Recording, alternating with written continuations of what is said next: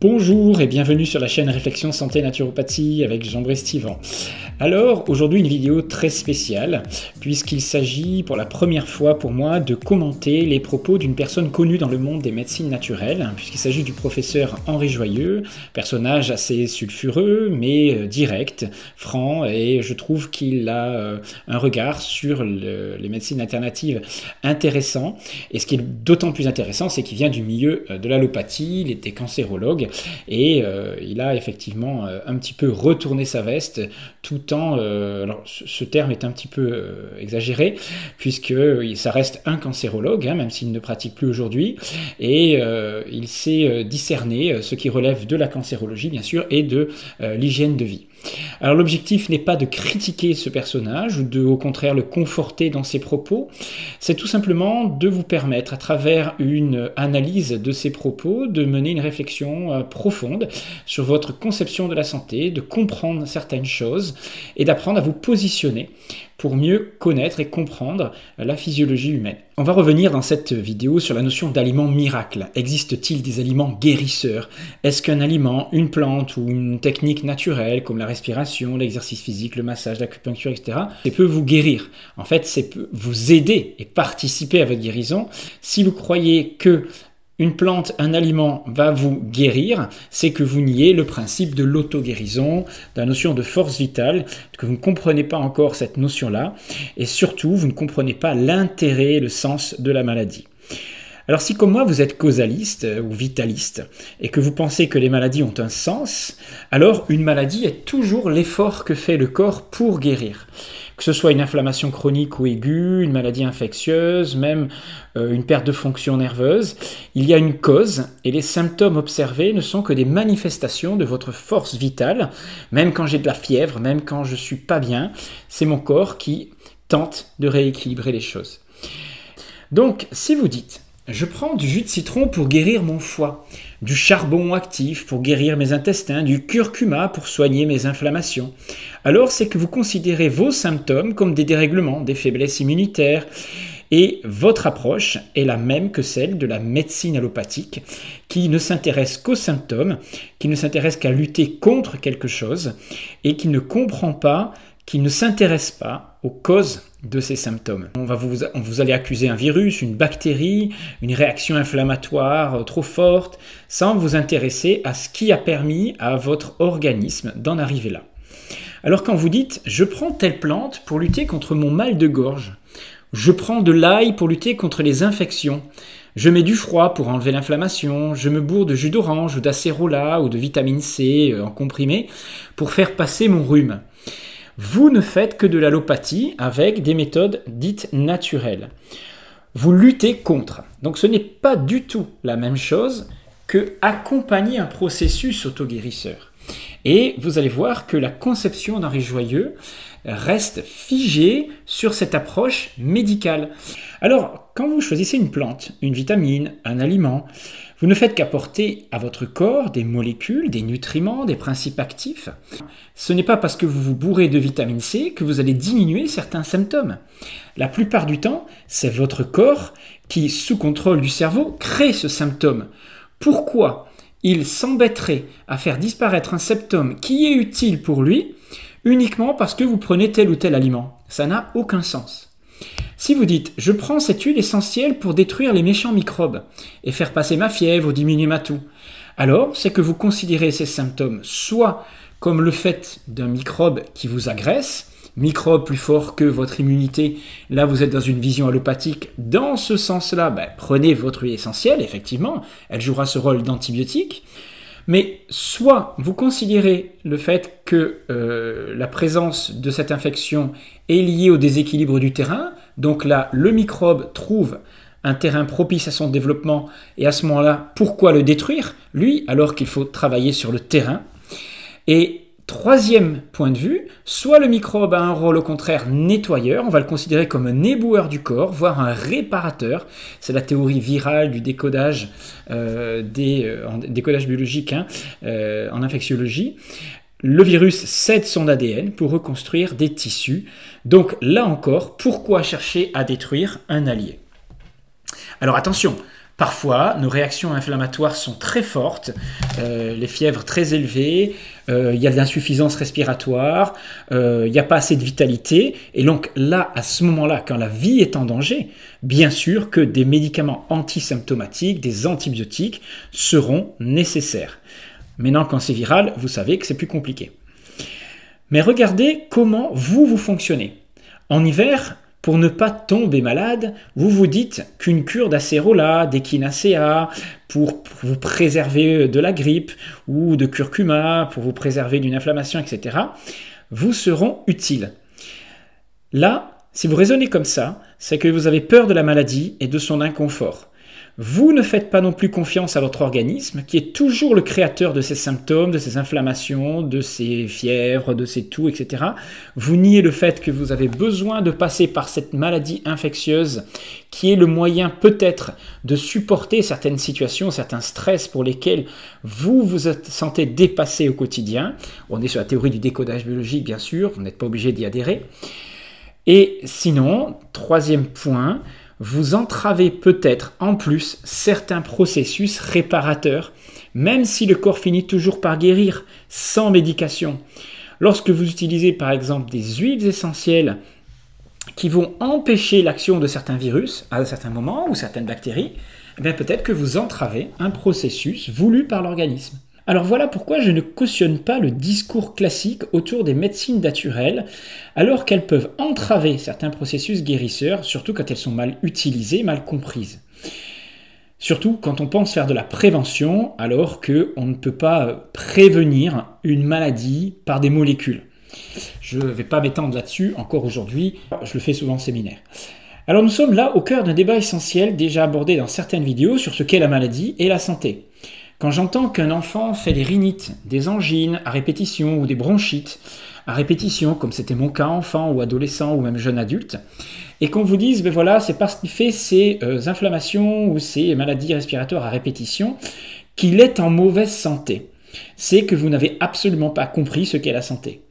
Des symptômes, même chroniques, signifient simplement que mon corps réagit à un stress chronique par une manifestation organique, mes symptômes, qui ne fait qu'exprimer ce stress. C'est-à-dire que mes symptômes ne sont que la résultante de l'expression d'un conflit que je vis au quotidien. Ce que je ne suis pas capable de surmonter dans ma vie sur le plan émotionnel, mon corps va le biologiser, le somatiser pour m'aider à libérer ce conflit. Alors ne venez pas me mettre en commentaire que si je faisais des bronchites à répétition, c'est parce qu'avant je consommais trop d'aliments à mucus, comme des produits laitiers ou des céréales. J'ai cessé d'avoir ces écoulements, en particulier le matin et ces maladies infectieuses hivernales, sans aucun changement alimentaire, ni sportif, ni autre. Le seul changement est venu de prise de conscience sur le plan relationnel, de stress psychologique que je suis arrivé à mieux gérer et que je vivais au travail en particulier, et un regard différent que je pouvais avoir sur les autres. Donc cet état de tension qui était en moi s'est libéré et sans changement d'hygiène de vie, j'ai fait disparaître ces symptômes. Donc nous allons maintenant rentrer dans le vif du sujet. Nous allons écouter l'approche qu'a Henri Joyeux sur l'impact que peuvent avoir certains aliments sur notre santé. Alors Henri Joyeux, je répète, c'est une personne que j'apprécie beaucoup. Il a eu du courage de montrer qu'il y a une autre façon de concevoir la médecine et surtout la santé, avec une approche beaucoup plus préventive, basée sur la nutrition, le mouvement, etc. Et c'est une démarche remarquable pour quelqu'un qui est cancérologue. C'est pas tout le monde qui fait ce changement-là dans sa vie. Je parle surtout des médecins. Mais là où je ne suis plus d'accord avec lui, c'est quand il fait la promotion d'aliments comme étant des aliments miracles qui vont vous permettre de rester en santé et de ne jamais être malade. Des aliments dits protecteurs. En disant cela veut dire que pour lui, notre corps ne sait pas ce qu'il fait quand il déclenche une inflammation, une infection, quand il subit un stress. Henri Joyeux garde son approche de médecin, mais ce qu'il n'arrive pas à comprendre, c'est que peut-être que la manifestation de la maladie est en fait entièrement créée par le cerveau et le corps. Soigner, c'est lutter contre. Ça, c'est la devise en allopathie. Et Henri Joyeux reste dans cette devise-là, vous allez le constater. Où vous dites, c'est que le corps n'a pas les moyens de faire face à une infection, alors là, vous vous placez dans la thèse de la faiblesse immunitaire due à une mauvaise nutrition ou à des carences ou à la fatigue. Mais si c'était vraiment la carence ou la fatigue qui faisait le lit des maladies infectieuses comme la grippe, le rhume, l'angine, la bronchite, etc., ou autre infection virale, se fait-il que vous finissez tout de même par guérir alors qu'en phase infectieuse, vous dormez encore moins bien, vous avez de la fièvre, votre métabolisme est augmenté, vous êtes épuisé avec votre fièvre et vos poussées inflammatoires, vous ne mangez quasiment plus rien, vous êtes dans un état bien sûr à la ramasse, et à ce moment-là, vous devriez donc plus carencer et encore plus fatigué, donc vous ne devriez pas guérir. Or, dans 99% des cas, tout le monde guérit de ce type d'infection. Donc, la théorie pour moi de la carence, de la fatigue, de la baisse du système immunitaire, elle n'a aucune valeur. Voilà, c'est mon point de vue. Maintenant, j'aimerais qu'on passe à autre chose et qu'on regarde un petit peu le discours qu'a Henri Joyeux. Je suis en bonne santé. J'ai de la chance. Non, c'est pas de la chance, c'est que c'est réfléchi. C'est réfléchi et c'est mis en application. Et ce que je mets en application moi-même, avec ma famille, mon épouse, mes enfants, mes petits-enfants, ça marche. Ça marche pourquoi? Parce que les bases sont scientifiques. Scientifiques. Alors évidemment, nous n'allons pas donner des conférences avec la publication aux États-Unis, en Scandinavie ou en France qui permet d'affirmer tout cela. Il s'agit de me faire confiance. Je suis professeur de cancérologie, j'ai enseigné la cancérologie, la chirurgie, la nutrition, la réanimation, et aujourd'hui j'enseigne le grand public. Et pourquoi? Tout simplement parce que je me rends compte que ce grand public, il est mal informé. Il est informé par des fake news. Savez-vous ce que c'est qu'une fake news? Et c'est ça le courage. C'est d'expliquer que la fake news, c'est la moitié de choses justes et la moitié de choses fausses, mais on retient que ce qui est faux. Voilà ce que c'est que les fake news, ça s'appelle des infodémies. Donc Henri Joyeux vous montre et vous explique qu'il faut lui faire confiance d'abord dans un premier temps parce que c'est un professeur de cancérologie, qu'il a enseigné la cancérologie, la réanimation et plein d'autres choses. Mais est-ce que le fait qu'un médecin vous dise « c'est parce que je suis médecin que vous devez me faire confiance », vous allez devoir lui faire confiance pour tous les domaines de la santé.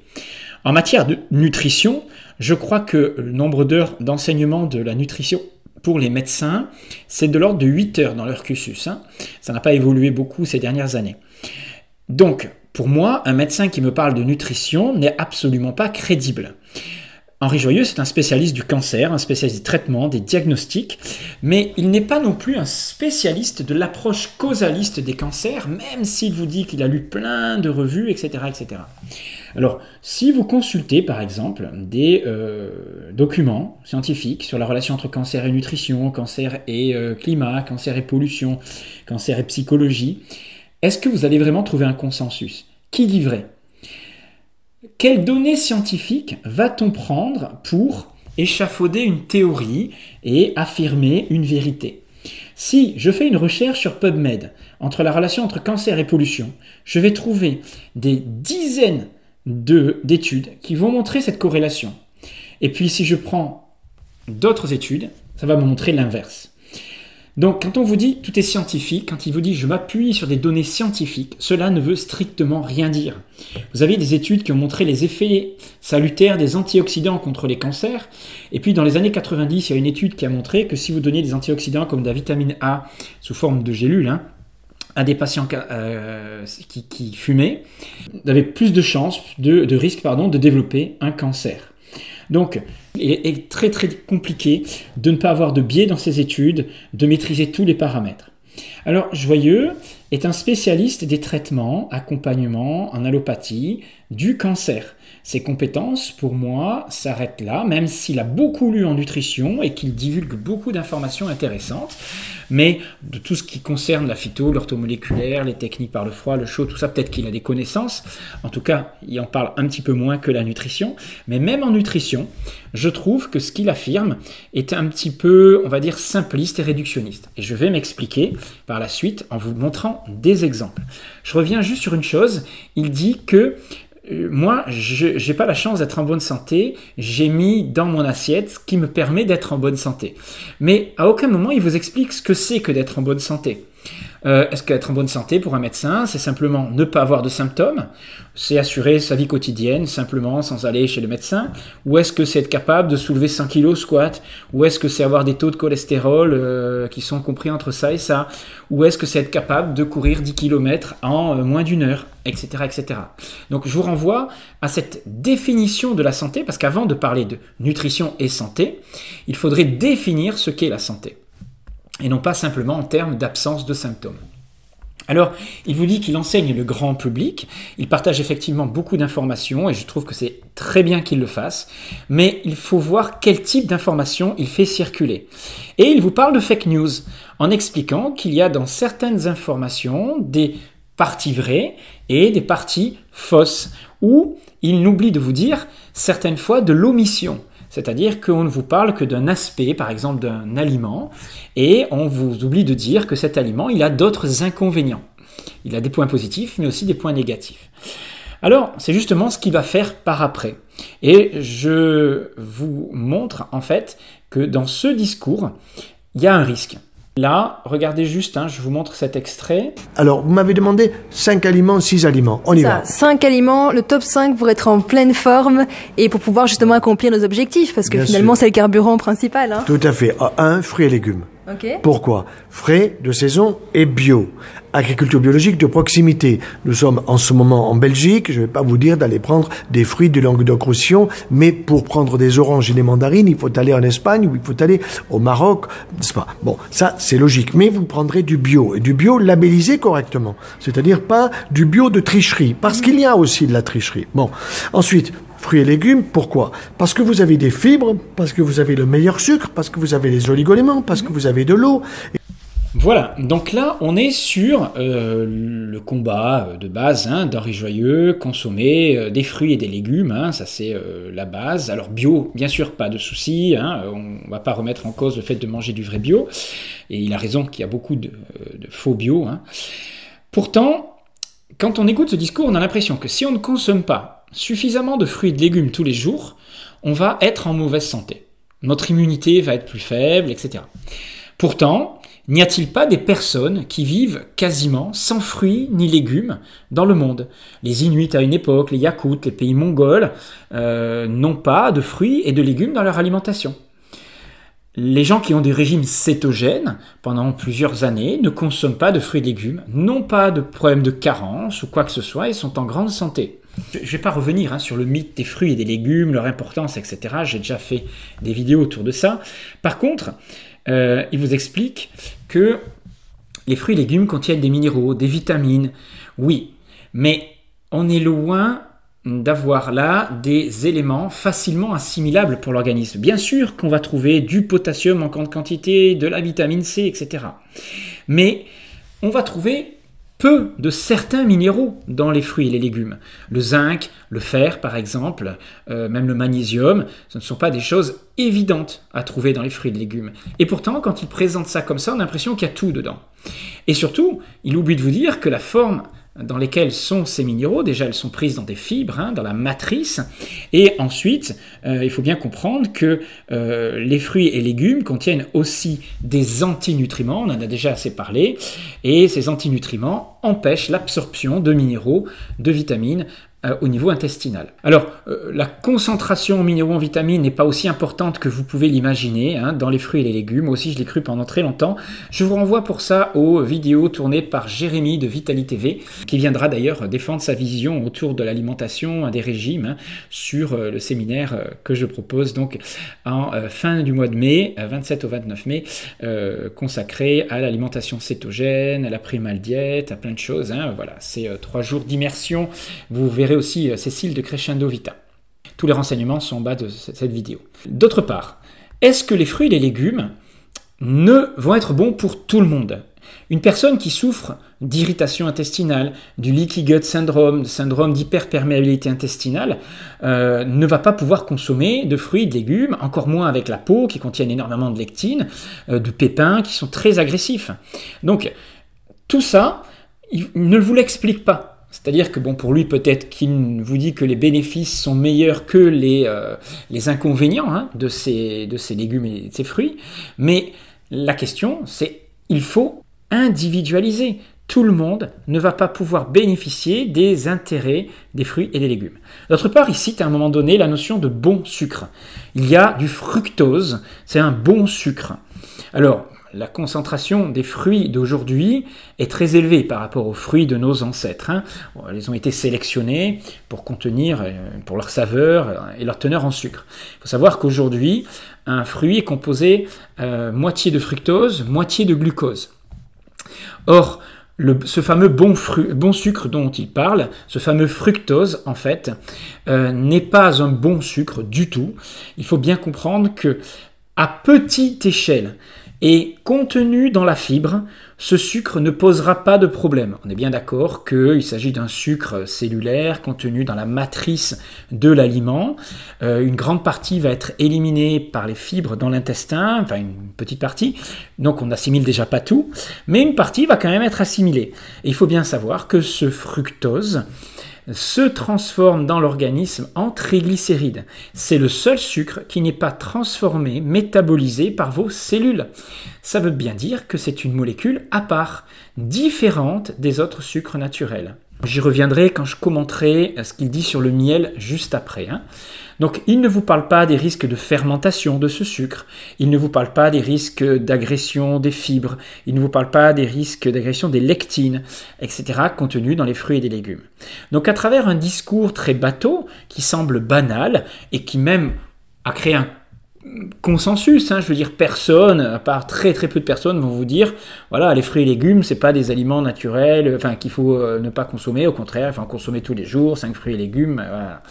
C'est ce qu'on appelle un discours réductionniste, qui est dangereux parce que il s'adresse au grand public.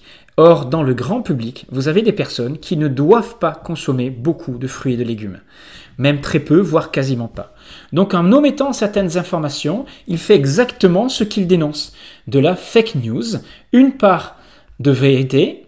Il y a des minéraux, il y a du sucre, il y a des vitamines dans les fruits et légumes, oui, mais une omission en plus de dire, voilà, les fruits et légumes ont des aspects négatifs.